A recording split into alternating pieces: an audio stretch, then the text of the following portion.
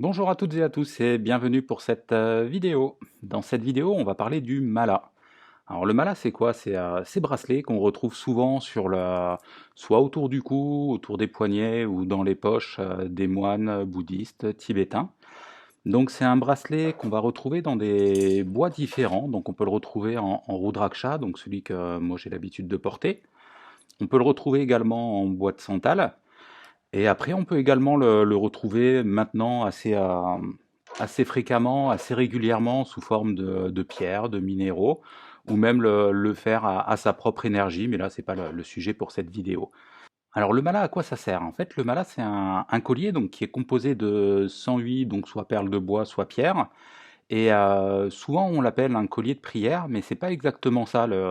Les moines en fait l'utilisent pour reprogrammer leur subconscient. Alors ça c'est un mot un peu occidental, mais qui revient un peu à la même chose. C'est-à-dire qu'en fait ils se répètent 108 fois la même chose, la même affirmation.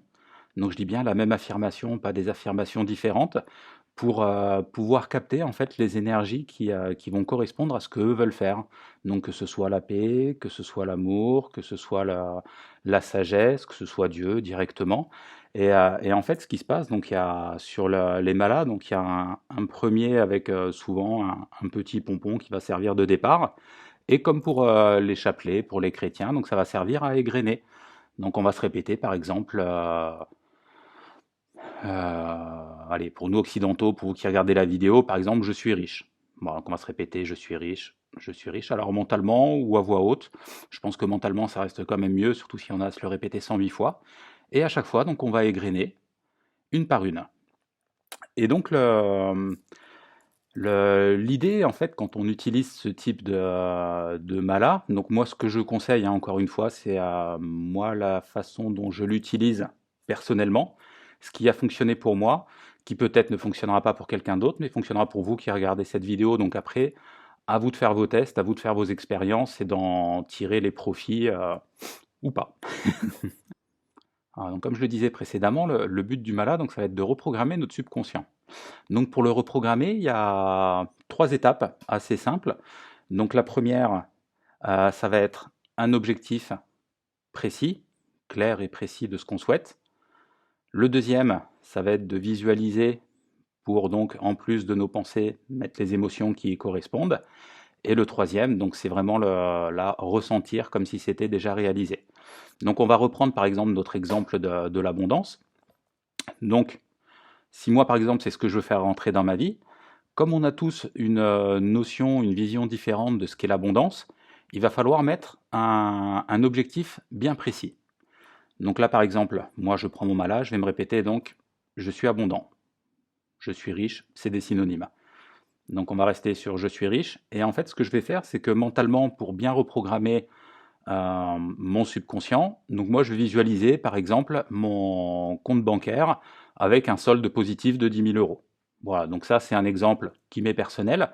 Après, ça va être à vous, si par exemple vous avez envie de rencontrer quelqu'un, ça va être de vous dire par exemple je suis aimé ou je suis amour, et de vous visualiser avec une personne vous tenant la main, et après en fait de faire votre image mentale qui va correspondre à ce que vous souhaitez faire rentrer dans votre vie.